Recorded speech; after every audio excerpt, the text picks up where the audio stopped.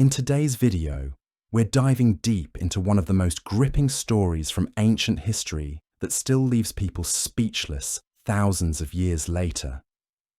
It's the tale of a young king faced with an impossible decision, two desperate women, and a baby whose life hung in the balance. This isn't just another biblical story you might have heard in Sunday school. This is a masterclass in wisdom, justice, and the kind of split-second decision-making that separates true leaders from pretenders. Before we jump into this incredible account, I'd love to know where you're watching from. Drop your country in the comments below, and if you're enjoying these deep dives into ancient wisdom, make sure to hit that like button and subscribe for more stories that will challenge how you think about leadership and justice. Picture this scene. You're standing in the most magnificent throne room of the ancient world, somewhere around 970 BC. The walls are lined with cedar wood that gleams like gold in the flickering torchlight. The air is thick with incense and tension. King Solomon, barely into his reign, sits on his throne, facing what might be the most challenging case of his entire career. Two women storm into his presence, both claiming to be the mother of the same baby. No witnesses, no evidence, no DNA tests or modern forensics, just two desperate voices, each insisting the child belongs to them.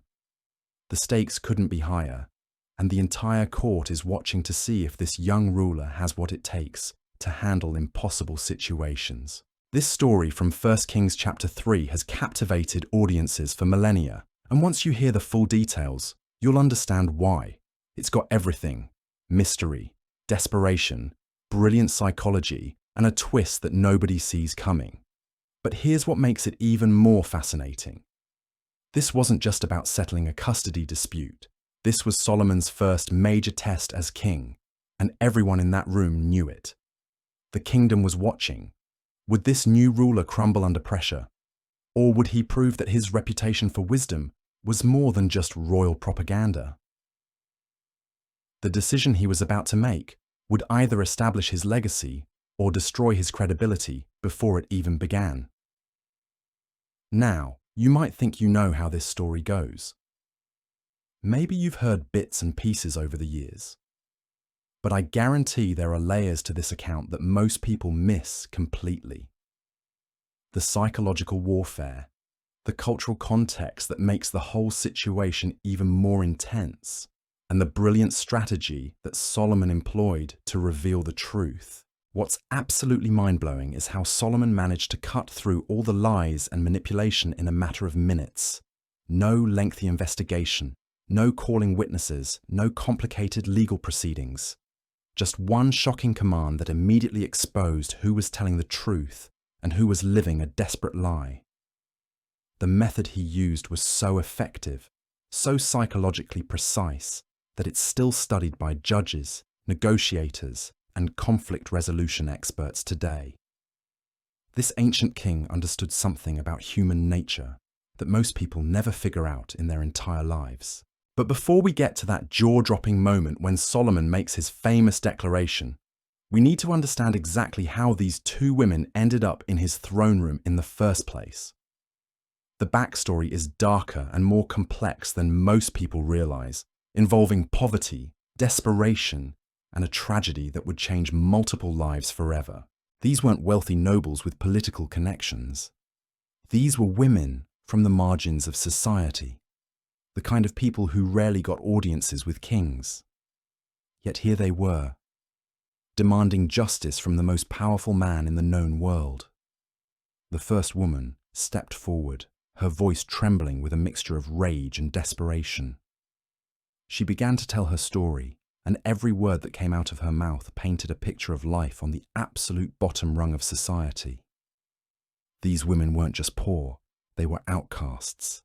They lived together in the same house, both of them prostitutes trying to survive in a world that offered women like them very few options. Just days earlier, both women had given birth within 3 days of each other.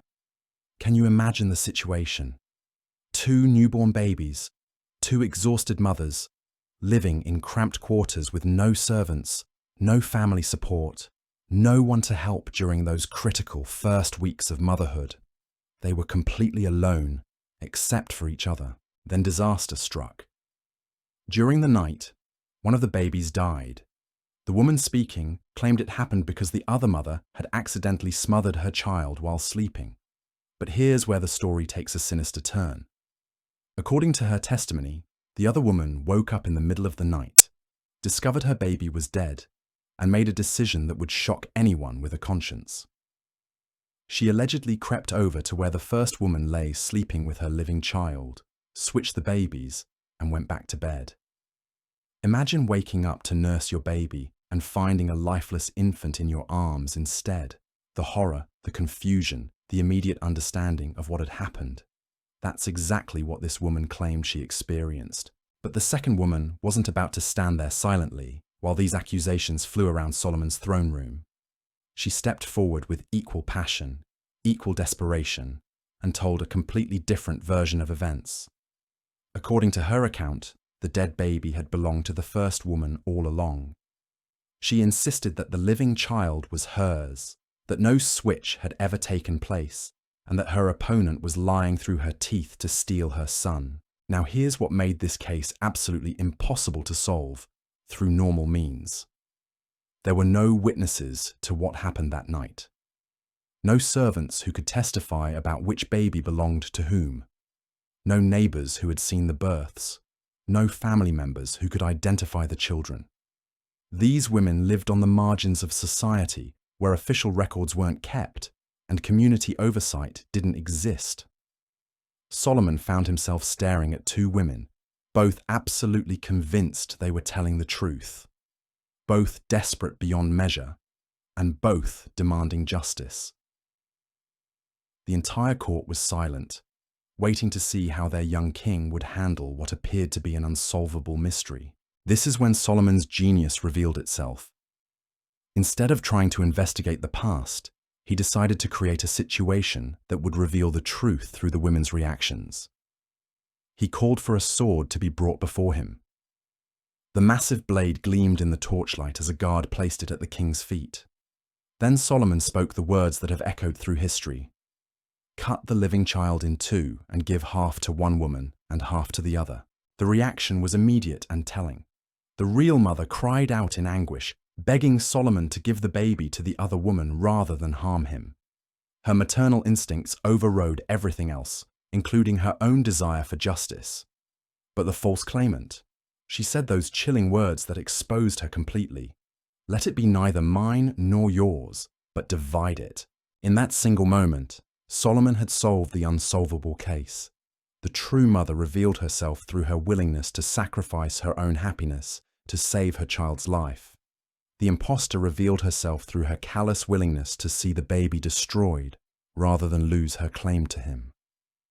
Solomon immediately commanded that the living child be given to the woman who had begged for his life. Justice was served, wisdom was demonstrated, and the reputation of the wisest king in history was established forever. This story continues to teach us that true wisdom often lies not in complex reasoning, but in understanding the deepest truths about human nature itself.